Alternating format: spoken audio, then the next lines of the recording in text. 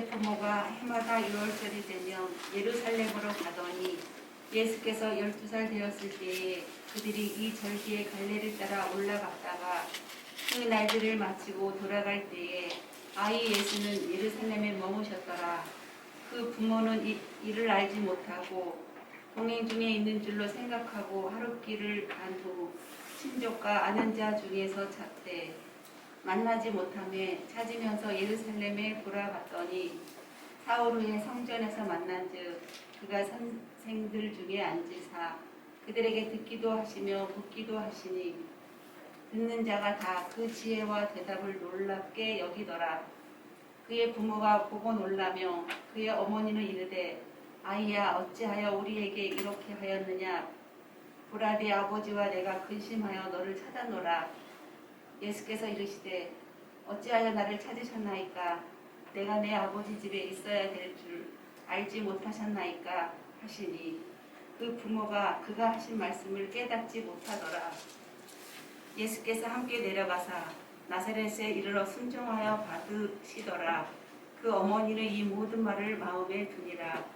예수는 지혜와 키가 자라가며 하나님과 사람에게 더욱 사랑스러워 하시더라. 이는 하나님의 말씀입니다. 오늘 설교의 제목을 마음에 둔 말이라고 했는데 오늘 마리아가 그 모든 말을 마음에 두었더라라는 말씀에 근거하여 설교의 제목을 붙여봤습니다. 올 한 해를 지내면서 들었던 말들, 우리가 많은 말들을 하고 많은 말을 들었을 텐데 마음에 남은 말은 있습니까? 언짢았던 말들, 섭섭했던 말들, 상처가 되는 말들을 담아두고 계시진 않습니까? 오히려 내게 격려가 되었고 위로가 됐던 말들, 또 하나님의 약속이 든든히 세워주는 오늘이 되었으면 좋겠습니다. 좋으신 주님의 은혜와 평강이 오늘 예배의 자리에 나온 지체들 위에 함께 하기를 빕니다. 네. 또 우리의 가정, 우리의 삶의 자리 위에도 또 온라인으로 예배 드리는 이들 위에도 또 오늘 해야 될 일들 때문에 용무를 보고 있는 분들 위에도 하나님의 평화가 함께할 수 있기를 빕니다. 우리나라에 자린고비가 있다면 서양에는 스크루지가 있습니다. 인정이라고 하는 손톱만큼도 없었던 이 수전노인 스크루지는 크리스마스 이브에 초자연적인 체험을 하고 나서 이 개과천선한다라는 이야기가 크리스마스 캐롤이라는 찰스 디킨스의 중편 소설의 이야기입니다. 성탄이 되면 늘 그 방화 영화를 전날 틀어줬던 기억이 나는데 그때 봤던 기억들이 이렇게 새롭습니다. 등장인물로 그 내용들이 잘 희미하지만 책의 내용들을 찾아보니까 등장인물로 스크루지가 있고 또 그 스크루지의 점원으로 밥 크라치라는 사무실에서 일하는 점원, 그리고 유령으로 등장하는 이 스크루지의 사업 파트너였던 이 제이콥 말리, 그리고 죽은 여동생의 아들이고 크리스마스 저녁 식사에 이 스크루지를 초대했던 조카 프레드가 이 이야기에 등장합니다. 크리스마스 밤 전날 같이 사업을 하던 동업자였던 말리가 오래전에 세상을 떠났는데 이 스크루지의 환상 가운데 이 말리가 등장합니다. 그리고 스크루지와 함께 그의 과거, 또 현재, 미래의 모습을 이렇게 보여줍니다. 그 모습 속에 스크루지는 자신의 모습을 직면하면서 죄를 뉘우치고 사람다운 사람이 된다라는 이야기인데요. 이 이야기는 1843년 12월 19일에 발표된 중편 소설이니까 벌써 발표된 지 한 1600년 된 이야기가 됩니다. 디킨스의 대표작이기도 하고요. 이 이야기 속에서 찰스 디킨스는 이 성공과 부를 향해 달렸던 이 스크루지가 무엇을 얻었고 무엇을 잃었는지를 이렇게 보여주고 있습니다. 우리는 우리의 삶 속에서 무엇을 얻고 무엇을 잃으며 달려왔는지 이 한 해의 끝 송년주일에 생각해 보게 됩니다. 오늘은 송년주일입니다. 그러면서 다음 주일은 신년주일이 됩니다. 그러니까 이번 주간은 한 해를 마무리하고 또한 새해를 맞이하는 주간입니다. 늘 느끼는 것이지만 끝에 선다는 것은 두려움과 또 때로는 아련한 아쉬움을 남기고 처음에 선다는 것은 설레임을 우리에게 가져다 줍니다. 한 해를 마감하며 오늘 예배하는 우리들 2021년을 잘 매듭짓고 2022년으로 건너가는 우리가 되기를 빕니다. 이 시기의 교회력은 성탄 시즌입니다. 연말과 연초가 이 성탄 시즌에 걸쳐 있는데요. 어쩌면 시간의 절정이라고 이야기할 수 있는 시간들입니다. 이 시간의 절정을 성탄의 기쁨으로 또 성탄의 소망을 간직하면서 우리가 보낸다는 것은 하나님의 큰 선물이라고 생각합니다. 서방 교회의 전통을 잇고 있는 우리 한국의 교회 또 개신교회는 성탄절을 이 주연절인 1월 5일까지를 성탄 시즌으로 지키고 있습니다. 크리스마스는 2000년 가까이 인류가 기억하고 지키는 가장 오래된 명절이기도 합니다. 이제는 온 세계가 이 날을 다 기념하고 축하합니다. 트리를 장식하고 선물을 준비하고 또 함께 모여 식사하고 어려운 이웃들을 찾아가기도 합니다. 교회들은 축하 행사를 벌이고 또 하나님께 경배합니다. 그리고 거의 교회를 오지 않던 신자들도 성탄절 시즌을 비롯해서 이 시즌에 예배에 참석합니다. 이와 같은 성탄 풍경은 이 관례 서구 사회의 관례가 되었습니다.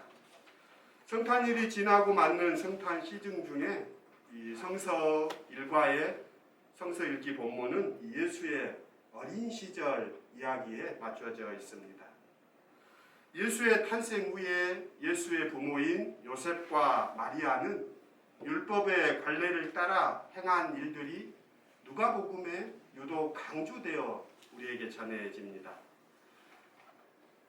유대 율법에 따르면 출산 이후에 여인들은 정결 예식을 하나님 앞에 행하도록 되어 있고 또 아이들 하나님 앞에 봉헌하는 예식을 갖습니다. 오늘 마리아는 이 정결 예식을 행하기 위해 또 유월절을 지키기 위해 요셉과 함께 예수를 데리고 성전에 온 이야기를 누가복음은 기록하고 있습니다. 그러면서 그때마다 누가복음은 이 모든 것들이 모세의 법과 율례를 따라 관례대로 행한 것이다라는 것을 수차례 반복합니다. 오늘 우리가 읽지는 않았지만 이상 22절에도 모세의 법대로 또 23절에 주님의 율법에 24절에 주님의 율법에 27절에 율법이 정한 대로 또 39절에 주님의 율법에 규정된 모든 일을 마친 뒤에 이렇게 반복하면서 사용하는 것은 예수의 부모가 경건한 사람들이었다라는 것을 드러내기 위한 표현입니다. 뿐만 아니라 예수가 자랐던 가정의 기풍이 어떠했는가도 성서는 우리에게 들려주고 있습니다. 그러니까 요셉과 마리아는 비록 신분이 천하고 가난했지만 그들은 하나님을 경외할 줄 알았던 사람들이라는 것입니다. 그들은 삶을 통해 하나님을 사랑하는 것이 무엇인가를 이렇게 실천했던 사람들임을 성서는 우리에게 들려줍니다. 누가복음은 예수께서도 이런 관례를 따라 행동하셨다라고 우리에게 알려줍니다. 그래서 예수께서 안식일이 되면 회당에 가셨고 또 회당에서 가르치시기도 하시고 그곳에서 머무셨던 것이 예수님께서 따랐던 관례였다라고 명시합니다. 또한 예수님께서는 기도하기 위해 올리브산으로 가신 것도 예수의 습관이었다라고 누가는 우리에게 들려줍니다. 그러니까 하나님의 아들이셨던 예수께서도 경건은 타고나는 것이 아니라 관례를 따라 반복해서 습관을 통해 형성되었다는 것을 누가복음은 우리에게 들려줍니다. 예수께서는 자신의 전통과 부모의 경건을 존중했고 배우셨다고 말할 수 있습니다. 경건한 삶을 살기 위한 가장 좋은 방법에 대해서 영적 스승들은 권고하기를 좋은 습관을 들여라라고 말합니다. 그러니까 기도의 원칙과 방법을 아는 사람이 기도하는 삶을 살게 되는 것이 아니라 기도하는 습관을 가진 사람이 기도하는 삶을 살게 된다는 이야기와 일맥상통합니다. 한 믿음의 선배는 이렇게 기록했습니다. 나는 습관의 효력을 믿습니다. 습관이 우리를 세우기도 하고 허물어뜨리기도 한다는 것을 믿습니다. 습관에 의해 우리의 삶은 천국이 되거나 지옥이 되기도 한다는 것을 믿습니다. 천국을 만들자는 것은 결심에 의해서가 아니라 평화와 사랑의 습관에 의해 천국이 형성된다는 말과 통합니다. 어쩌면 습관이 되지 않는 배움은 효력을 발휘하지 못합니다. 운동해야 한다는 것을 아는 것만으로는 건강해질 수 없습니다. 운동을 시작하기는 하지만 지속이 되지 않는 것은 습관이 안 되었기 때문입니다. 주의를 지키는 것, 또 기도하는 것, 헌금을 드리는 것, 또 예수님을 소개하는 것, 사랑하는 것 등 모든 경건한 삶은 우리의 습관화에 달려 있습니다. 경건은 본질적으로 마음의 영역이지만 마음은 행동으로 이어져야 하고 마음이 원하는 바가 이루어지느냐의 여부는 행동으로 반복함으로써 습관이 되느냐에 달려 있습니다. 그래서 이야기 가운데 그런 격언들이 있지요. 사람은 생각하는 대로 사는 것이 아니라 습관을 따라 산다라고 이야기하기도 합니다. 2021년 한 해의 주제가 자비로운 사람이 되십시오 였습니다. 자비로운 삶을 살겠다는 결단만으로 되지 않습니다. 내 몫을 먼저 챙기는 것이 아니라 이웃의 몫을 먼저 떼놓는 삶을 살 때 자비로운 삶을 살 수가 있는 것이지요. 11조를 떼어놓듯이 또 감사 헌금을 떼어놓듯이 우리가 나누어야 할 몫을 떼어놓는 삶을 실천할 때 우리는 자비로운 삶을 살게 될 것입니다. 이러한 습관과 관례에 따라 6월절에 예루살렘에 올라가서 성전에서 제사를 드리고 내려오는 이 낯익은 여정에 오늘 성서의 본문에서는 예기치 않은 사건이 발생합니다.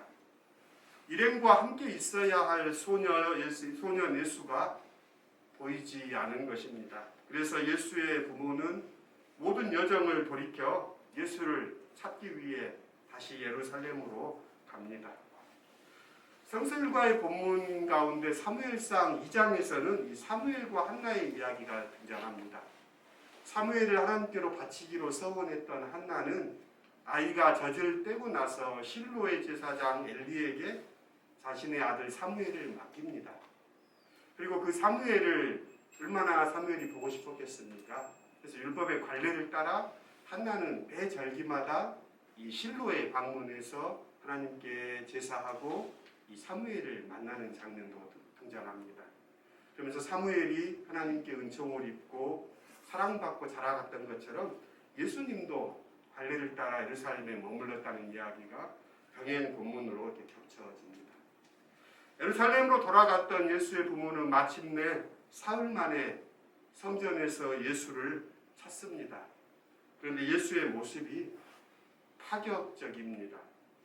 예수께서는 성전에서 랍비우들과 함께 토론과 대화를 나누고 있었기 때문입니다. 게다가 아들을 걱정해 길을 되돌아온 부모를 향해 예수께 하신 말씀도 파격적입니다. 왜 나를 찾으십니까? 내가 아버지 집에 있어야 할 줄을 알지 못하십니까? 예수의 말씀을 두고 보자면 예수는 요셉과 마리아의 아들이 아닌 듯합니다.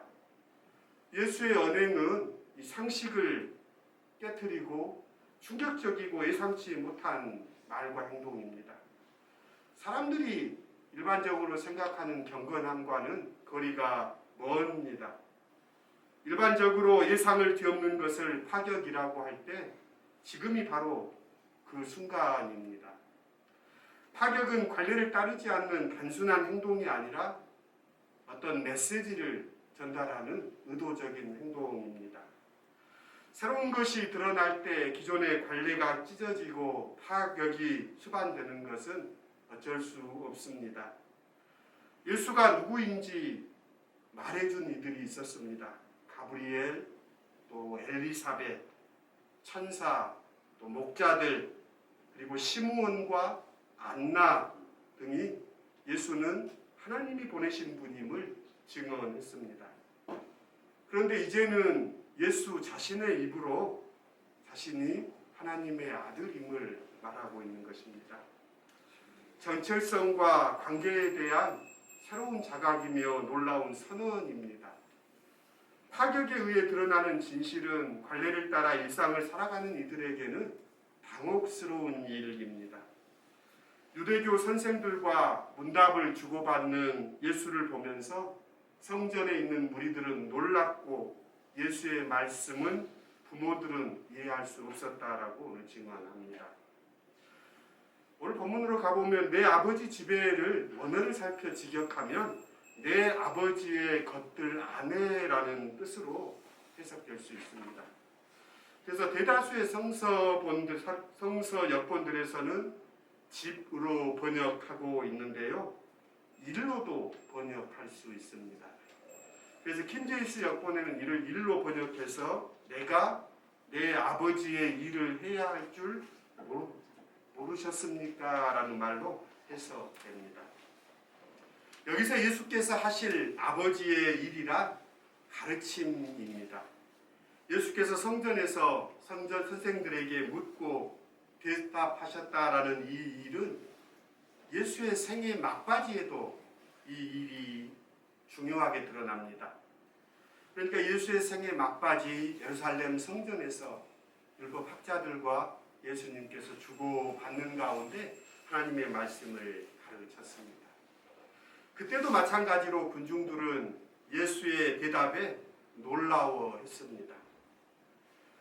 마리아는 아들이 하는 말을 깨닫지 못합니다. 하지만 마음에 그 말을 둡니다. 예수 탄생 때 목자들이 와서 일러준 놀라운 얘기도 마리아는 마음에 담아두었습니다. 경건하다고 해서 모든 하나님의 말씀을 이해할 수 있는 것은 아닙니다.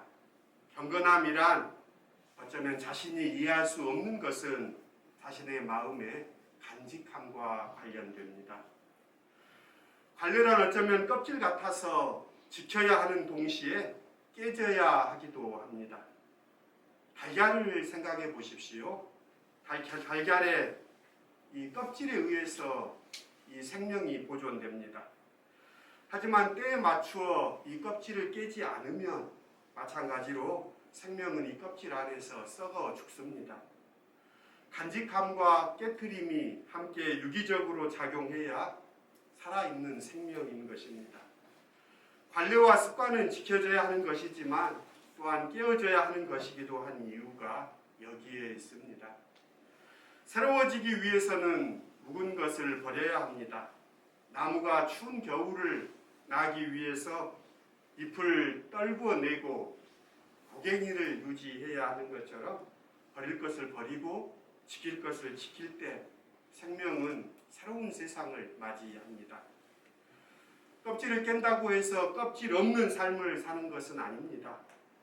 하나님이 자신의 아버지임을 깨달았지만 성전에서 많은 납비들을 놀라게 할 놀라운 지혜를 선보였지만 예수께서는 나사렛에 내려가 부모에게 순종하십니다.